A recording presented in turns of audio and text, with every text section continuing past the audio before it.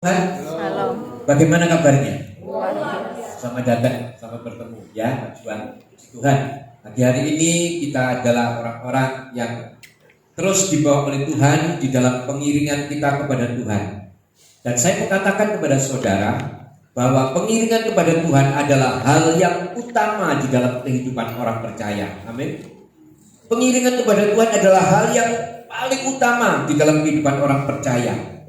Nah, sukses tidaknya perjalanan rohani orang percaya ditentukan oleh seberapa taat, seberapa setia, seberapa tekun kita di dalam mengiring kepada Tuhan.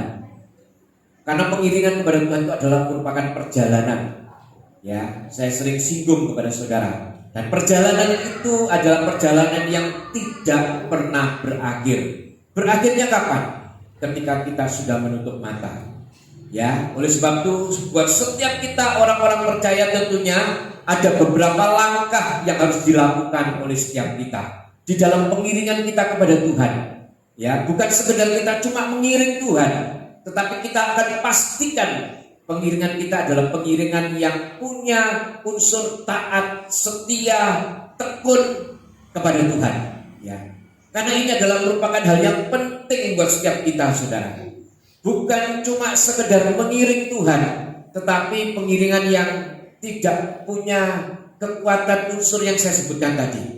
Tapi saya mau pagi hari ini, mari kita sama-sama belajar langkah penting yang harus dilakukan oleh orang percaya di dalam kita mengiring kepada Tuhan.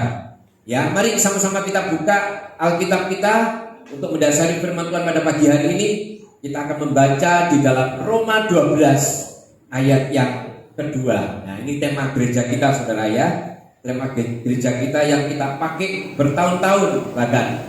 Dan saya suka dengan tema ini karena saya percaya ini adalah merupakan tema yang diberikan buat setiap kita supaya kita semakin mengerti akan apa yang menjadi keinginan Tuhan. Ya, Roma 12 ayat yang kedua. Demikian firman Tuhan. Janganlah kamu menjadi serupa dengan dunia ini, tetapi berubahlah oleh apa, saudara? Pembaharuan budimu, sehingga kamu dapat membedakan manakah kehendak Allah, apa yang baik, yang berkenan kepada Allah, dan yang sempurna. Puji nama Tuhan. Ya, ini firman Tuhan untuk mendasari kita akan berbicara pada pagi hari ini atau pada hari ini tentang bagaimana sikap kita sebagai orang-orang yang sudah dipanggil dan dipilih. Dan kebanyakan kita mengatakan kita ini sebagai orang percaya. Nah, ternyata saudara, setelah kita pelajari, setelah saya pelajari, salah satu cara yang paling utama ketika kita menjadi orang percaya, langkah kita yang pertama kali yang harus kita lakukan adalah memang kita mempraktikkan atau melakukan ya apa yang Tuhan ajarkan di dalam hidup kita. Nah, salah satu pengajarannya buat kita adalah langkah pertobatan.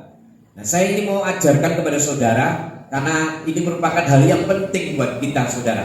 Pertobatan ini adalah merupakan hal yang penting yang harus kita lakukan pertama kali ketika kita benar-benar mau menjadi orang-orang yang hidup di dalam tuntunan Tuhan. Ya, ini hal yang pertama yang harus kita lakukan, saudara. Dan saya harus akui, memang khotbah tentang pertobatan ini memang kurang disukai, saudara. Kurang disukai dan kurang disenangi. Bahkan saya katakan tidak populer. Tidak populer. Tapi saya mau beritahu kepada saudara, di dalam Alkitab kita itu ditulis ada 100 kali lebih, 100 kali lebih ya tentang pertobatan. Nah, ini menandakan apa, saudara? Ini menandakan betapa pentingnya arti pertobatan itu.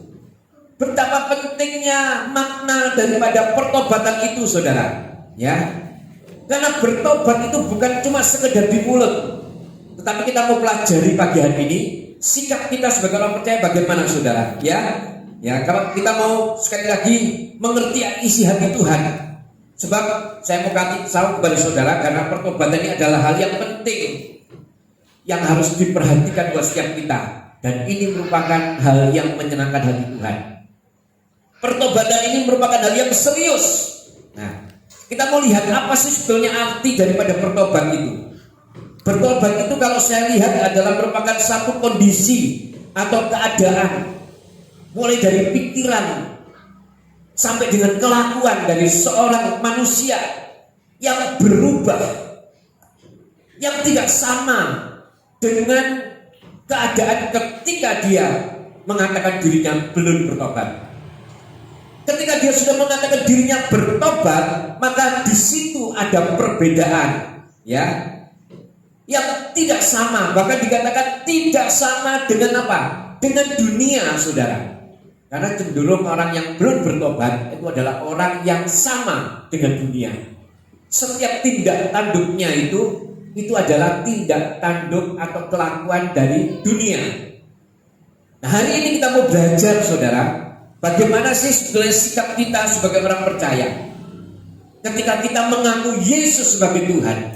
Langkah yang pertama kali yang harus kita ambil adalah bertobat. Bertobat.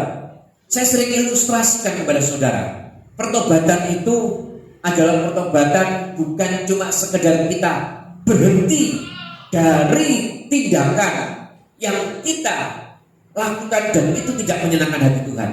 Tetapi bertobat itu adalah tindakan ketika kita berhenti, kita kembali lagi berjalan ke arah yang berlawanan dari apa yang sudah pernah kita lakukan ketika kita belum bertobat.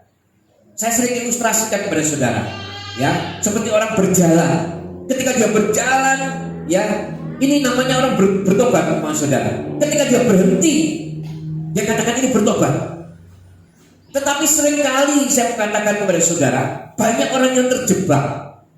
Dia mengatakan sudah bertobat, tetapi berhenti di titik ketika dia mengatakan aku bertobat. Tidak mengambil langkah untuk kembali.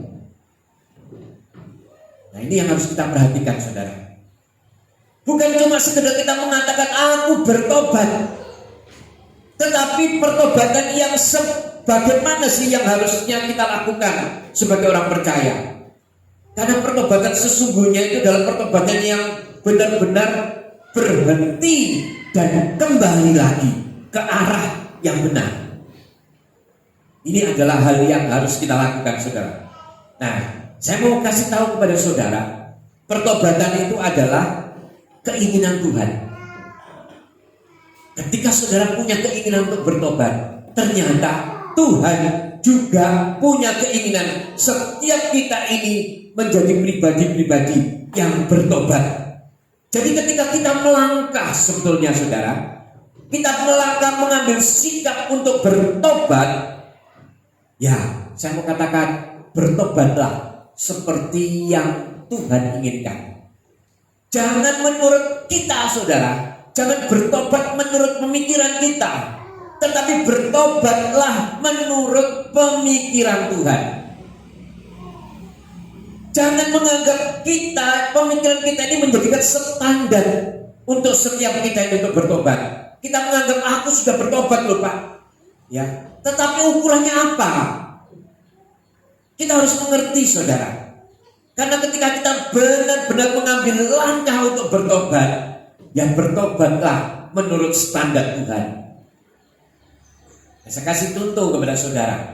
Ketika kita dulu mungkin sukanya kehidupan yang tidak beres, ya, suka minum-minum, ya, suka melakukan hal-hal yang tidak menyenangkan hati Tuhan, minum, merokok, umpamanya, saudara. Ketika mengambil keputusan untuk bertobat, ya sudah, tinggalkan semua. Jangan sampai kita punya standar sendiri dengan mengatakan, ya aku sudah bertobat. Dulu 5 botol, Pak, sekarang cuma 2 botol. Nah, ini standar pertobatan yang menurut pemikiran kita, saudara. Tetapi saya mau katakan itu bukan standarnya Tuhan.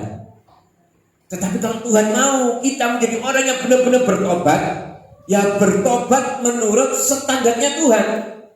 Kalau kita mengatakan aku berhenti, ya harus benar-benar berhenti, saudara. Jangan menyentuh lagi. Ini yang dikatakan pertobatan. Demikian juga dengan kita yang suka marah mungkin. Dia ngomong, waduh aku dulu sebelum bertobat Pak disenggol orang dikit, ya ngamuk. Ya, apalagi sampai dirasani orang, tak parani, tak celaku, gak karu-karuan, pokoknya saya puas. Nah kan gitu. Tetapi sekarang Pak, aku diomongi orang, paling orangnya cuma tak datang nih, tak ilokno gitu aja, dataan. Ya sama saja. Gitu loh saudara. Ya paham ya maksudnya yang saya katakan. Jadi pertobatan ini bukan standar kita. Kita menganggap aku wis melakukan yang baik loh Tuhan. Aku sudah bertobat loh Tuhan. Benar tidak bertobat itu menurut kehendak Tuhan? Ini yang harus kita tahu saudara. Jangan jadikan standar kita ini menjadi standar yang kita paksakan dengan kehendak Tuhan. Ketika kita punya pikiran seperti itu, selamanya kita akan menjadi pribadi yang tidak akan pernah bertobat. Yang artinya apa? Akan terus mengulang kesalahan kita. Saya mau pribadi kita nggak seperti itu saudara. Hendaklah kita ini menjadi orang-orang yang benar-benar bertobat, yang artinya tidak cuma mengurangi, artinya tidak cuma menahan, tapi benar-benar tidak melakukan. Yang artinya total, benar-benar di mata Tuhan kita bertobat, bukan cuma di mulut. Nah, pertobatan ini yang harus kita lakukan saudara. Amin. Ini yang harus kita kerjakan, sungguh-sungguh kita kerjakan. Saudara melihat akhir-akhir ini sudah tidak karu-karuan saudara. Saya bukan menakut-nakuti saudara. Keadaan semua tidak bisa diprediksi. Saya selalu mengingatkan saudara, ya, semua tidak bisa diprediksi. Apapun digoncangkan saudara. Sampai ekonomi, kesehatan juga di mana-mana digoncangkan. Orang yang kelihatan kuat gagah tiba-tiba selamat jalan. Orang yang kelihatannya tidak mungkin ya. Nah, saya sempat beberapa kali kaget. Hamba Tuhan banyak di mana-mana juga masih muda-muda. Selamat jalan. Ini harus kita tahu saudara.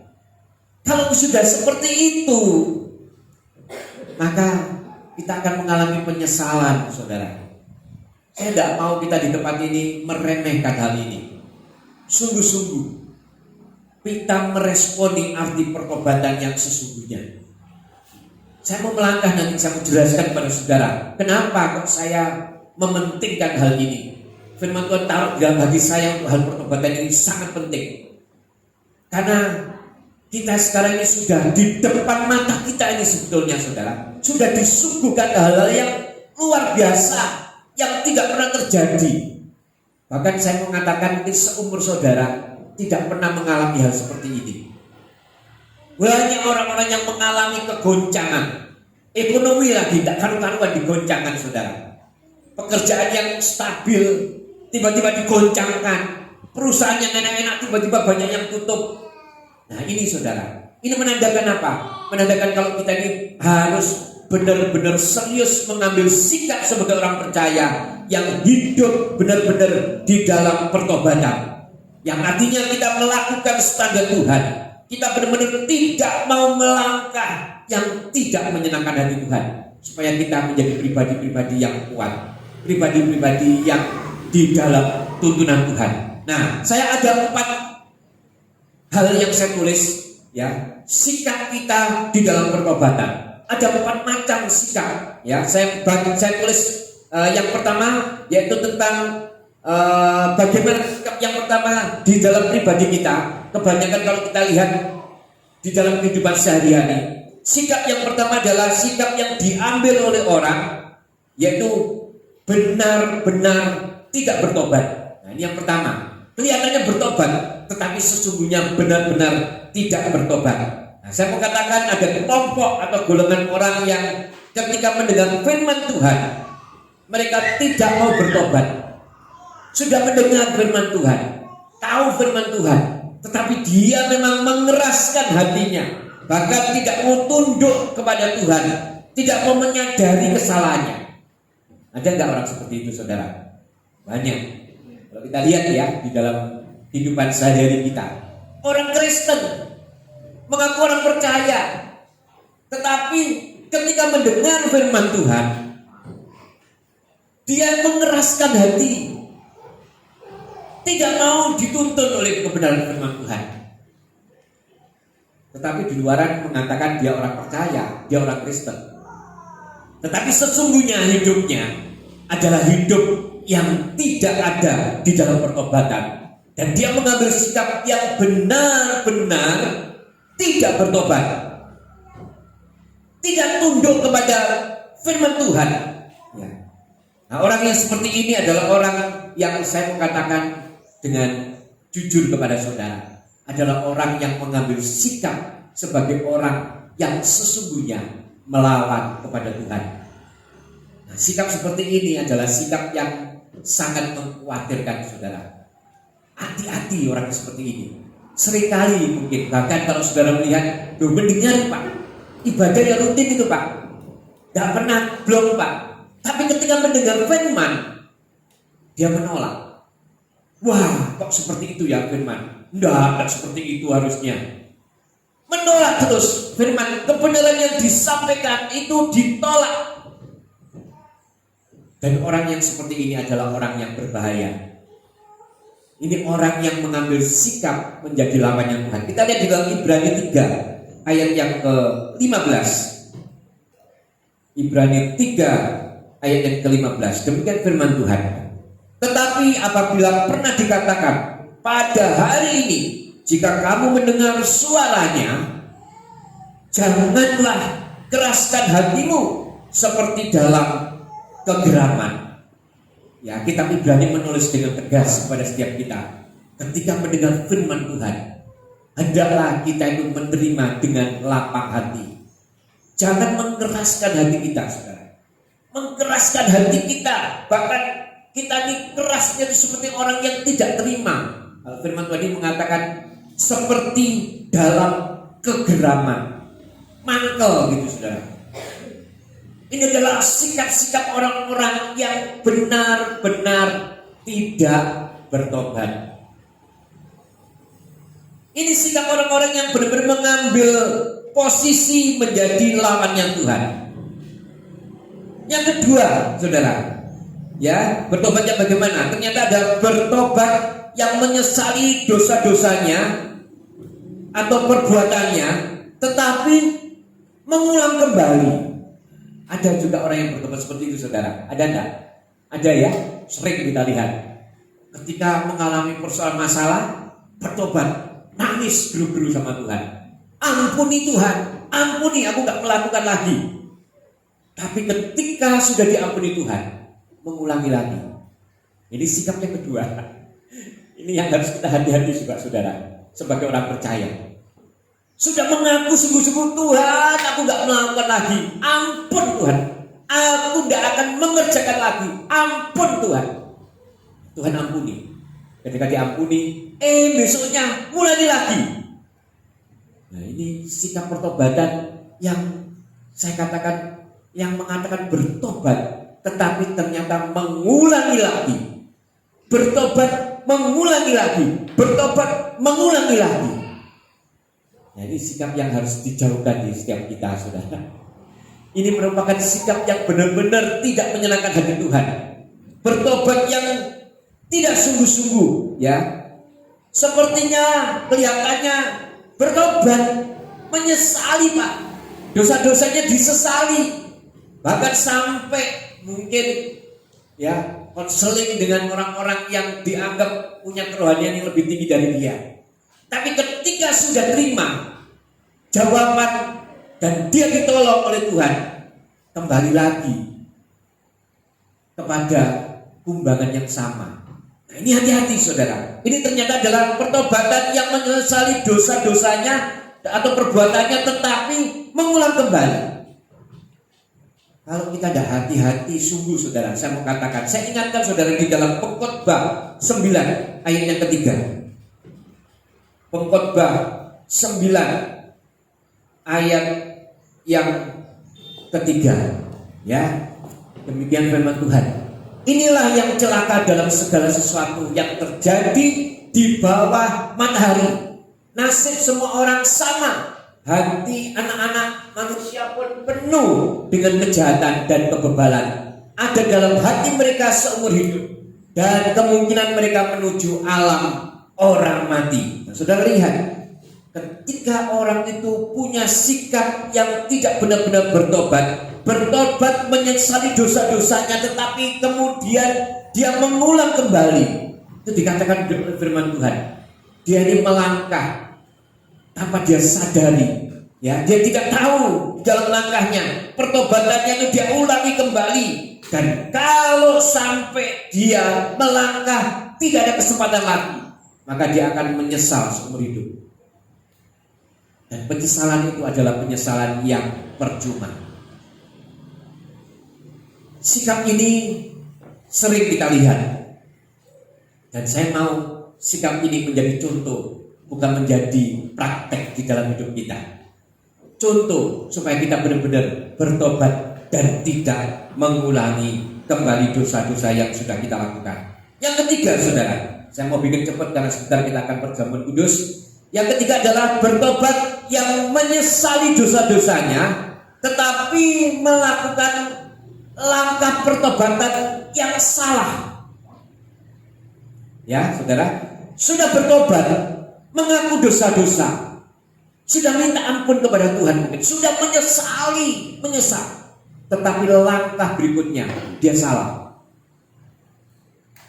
Nah, contohnya di Alkitab kita lihat siapa, saudara?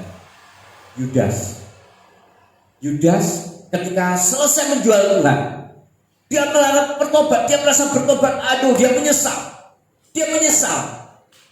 tetapi langkah penyesalannya, the next stepnya itu salah. Ini juga langkah pertobatan yang keliru, saudara. Ya, kita lihat ceritanya kalau saudara buka nanti di rumah di dalam Matius 27. Itu saudara bisa lihat ayat yang pertama, itu cerita tentang Yudas. Ya, bagaimana Yudas itu menyesal atas perbuatannya, tetapi melangkah ke langkah yang salah. Seharusnya tidak seperti itu langkah yang dilakukan. Kelihatannya bertobat, mengaku dosa-dosa, menyesali, tetapi langkahnya yang dia ambil adalah langkah yang salah. Ini juga yang harus kita perhatikan. Saudara merasakan, aku sudah bertobat, Pak, sudah bertobat, tapi lihat langkah ke depannya. Benar gak? Benar-benar saudara perhatikan.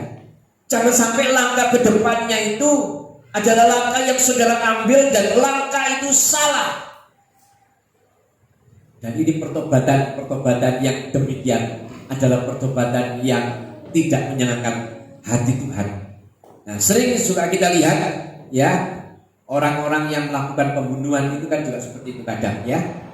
Ada melakukan pembunuhan, setelah melakukan pembunuhan dia membunuh dirinya sendiri. Mungkin dia juga menyesal, kok membunuh orang ya.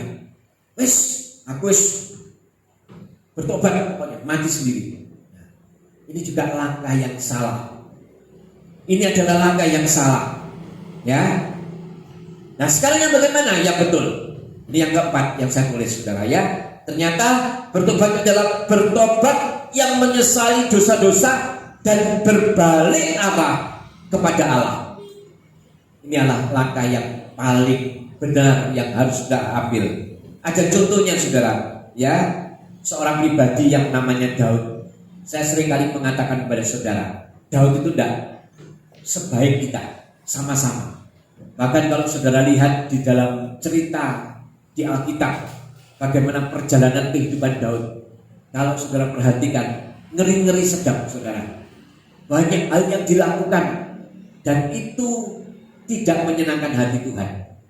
Tetapi ternyata kok masih bisa diterima oleh Tuhan. Bahkan Daud dikatakan oleh Tuhan adalah orang yang berkenan di hatiku. Saudara perhatikan, sepanjang Alkitab ada gak yang dikatakan Tuhan orang yang berkenan di hatinya Tuhan?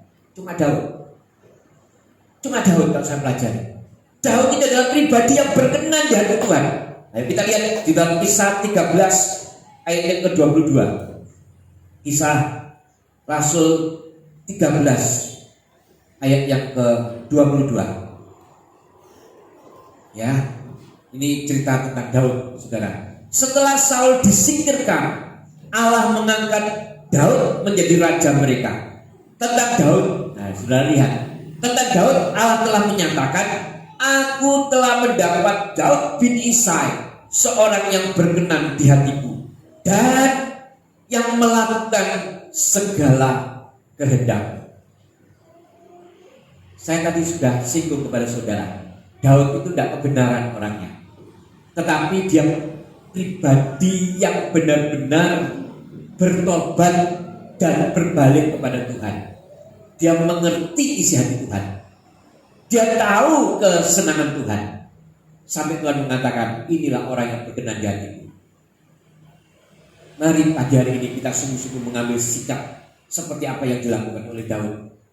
Pribadi ini adalah pribadi yang juga sama mengalami problem, persoalan, masalah. Bahkan mungkin tidak akan pernah dialami oleh kita.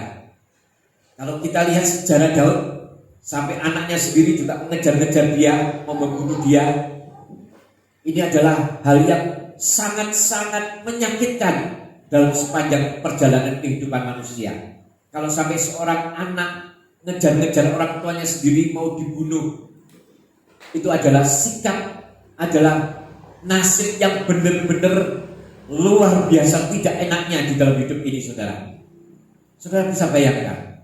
Tetapi ternyata Daud melangkah ke langkah yang benar. Sampai ada satu titik Tuhan mengatakan, ini orang yang berkenan di hatiku. Sikap seperti ini yang harus kita ambil. Saudara, keadaan seperti sekarang ini adalah keadaan yang sungguh-sungguh menuntut setiap kita menjadi pribadi-pribadi yang sangat-sangat berbeda. Tidak bisa kita melangkah asal melangkah. Tidak bisa kita melalui hari demi hari asal melangkah. Tidak bisa, saudara. Benar-benar kita harus ada di dalam tuntunan Tuhan. Ambillah sikap yang sungguh-sungguh sebagai pribadi yang bertobat, yang tidak melakukan lagi, yang tidak berbuat lagi apa yang sudah kita lakukan, dan berbalik melangkah ke langkah menyenangkan hati Tuhan, melangkah ke arah Tuhan. Ini adalah sikap yang harus kita kerjakan sebagai orang percaya. Pertobatan inilah pertobatan yang berkenan di hati Tuhan. Pertobatan seperti inilah yang mendatangkan berkah buat setiap kita. Nah, saudara, kenapa sekarang saya mengatakan kok kita ini harus bertobat? Kenapa kok harus bertobat? Wes langsung sajalah, bukan menikmati hari ini bersama dengan Tuhan. Tidak bisa, saudara. Harus ada langkah pertobatan yang pertama kali. Kita harus bertobat sebab apa? Sebab saya katakan seseorang tidak dapat diselamatkan jiwanya kalau tidak melalui pertobatan.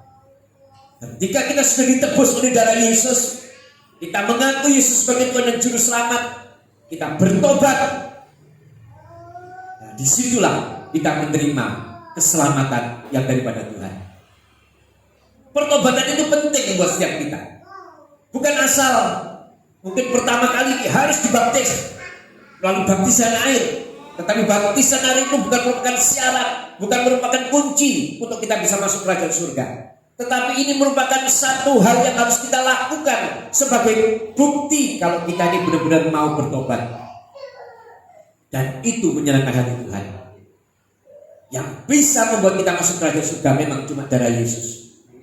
Tetapi sikap kita sebagai orang percaya harus melangkah di dalam pertobatan. Kehidupan kita hari demi hari sekarang juga seperti itu.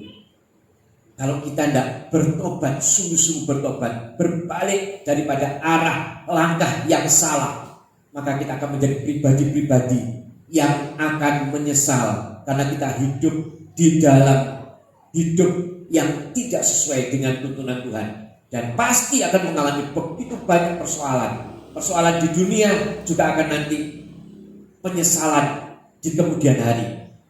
Nah, ini yang harus kita hindari sebagai orang percaya. Saya mau setiap kita di tempat ini sungguh-sungguh, karena kita harus bertobat, sebab kita juga menjadi pribadi-pribadi yang tahu bahwa bertobat itu harus kita lakukan, karena tidak dapat diselamatkan jiwa kita tanpa pertobatan.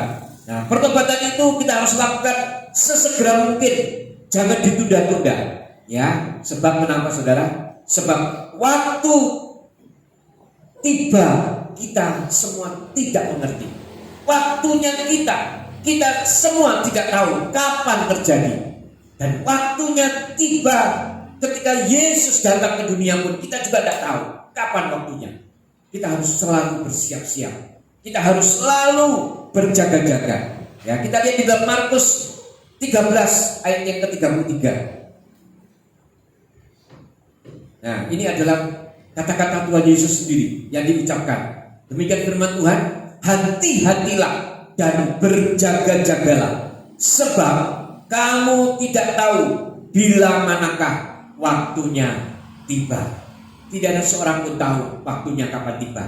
Oleh sebab itu marilah kita menjadi pribadi yang selalu berhati-hati, yang sungguh-sungguh berhati-hati dan hidup di dalam pertobatan.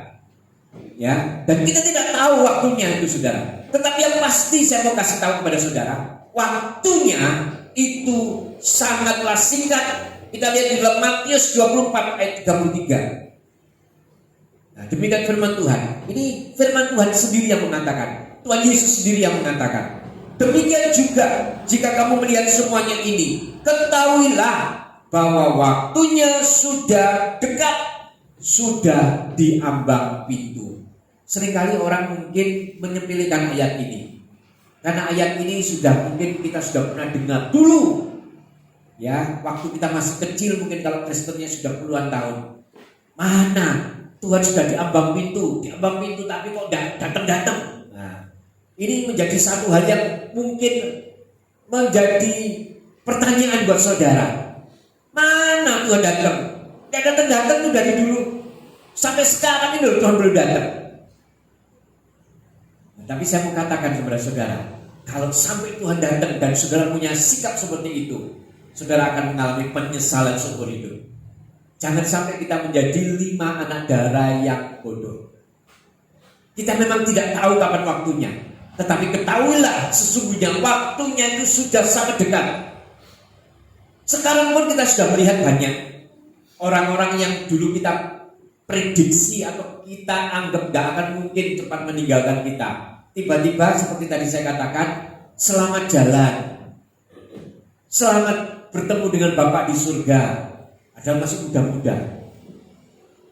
Ya saudara, corona ini kan banyak yang menyerang seperti itu saudara ya. Saya punya teman hamba Tuhan, jemaatnya kena, ya masih muda, pelayan Tuhan. Nah, ternyata tidak mungkin kalau sampai dipanggil Tuhan. Ternyata dipanggil Tuhan. Makanya kita harus hati-hati saudara ya. Kita harus menjaga sikap sebagai pribadi yang hidup benar-benar dalam pertobatan. Jangan ngawur, jangan sembarangan, karena waktunya itu sudah dekat, sudah di ambang pintu. Mungkin perjumpaan pribadi Tuhan dengan kita bukan melalui banyak hal, tetapi yang pasti kita akan berjumpa dengan Tuhan dan mempertanggungjawabkan semua apa yang kita sudah kerjakan. Oleh sebab itu, bertobatlah, jangan setengah-setengah. Pertobatan yang sejati adalah pertobatan yang sungguh-sungguh hidup, yang berbalik dari jalan yang salah kembali ke jalan yang benar. Bukan cuma berhenti di satu titik ketika dia merasa aku sudah bertobat, tetapi masih berkecimpung di situ. Ini hati-hati saudara. Saudara harus punya hikmat untuk melangkah keluar dari hal itu.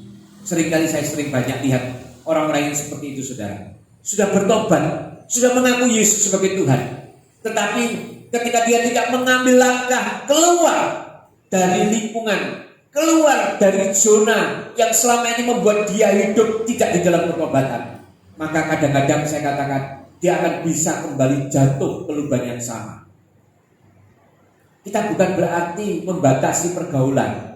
Kadang-kadang kita harus lihat itu saudara. Kadang pergaulan ini yang membuat setiap kita ini menjadi pribadi-pribadi yang kita memang sudah bertobat, tetapi kita kembali berkumpul kepada pergaulan yang membuat kita jatuh di dalam dosa, itu seringkali bisa kembali kita masuk kembali dalam dosa.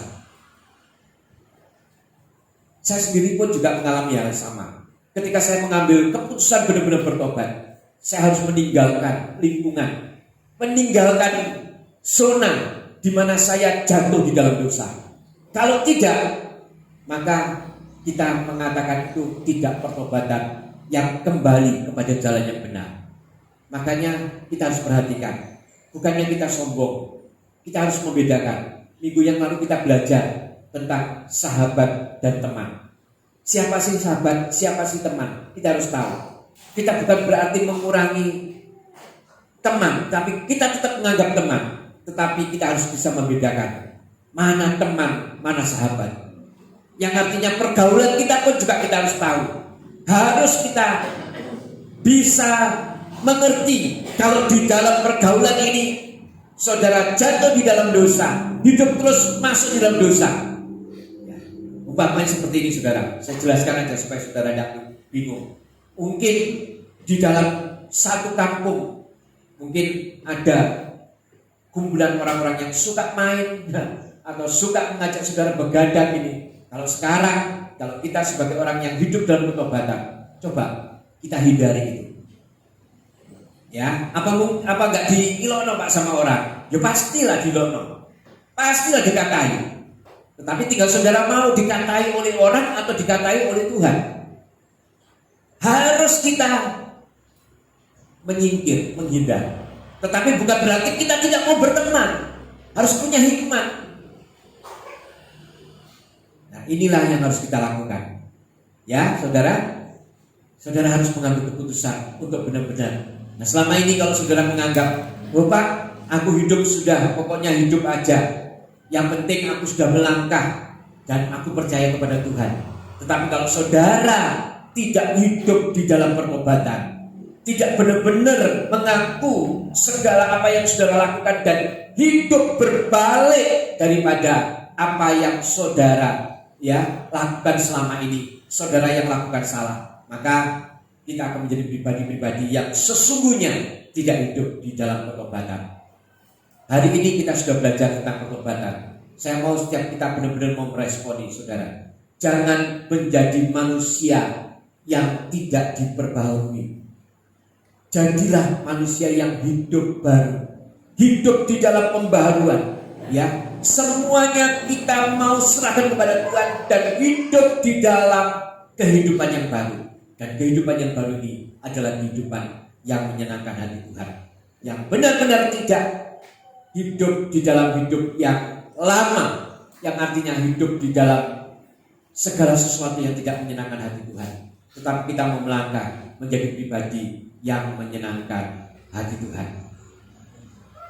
Saya percaya firman Tuhan yang sederhana ini saudara bisa ingat. Dan biarlah ini firman Tuhan mengingatkan kepada setiap kita, sungguh-sungguh mau melangkah hidup berkenan di hadapan Tuhan. Melangkah hidup menjadi pribadi-pribadi yang menyukakan hati Tuhan dengan benar-benar bertobat dan tidak melakukan hal-hal yang tidak menyenangkan hati Tuhan. Ya, puji nama Tuhan. Saya tidak memperpanjang firman Tuhan. Mari kita tutup Alkitab.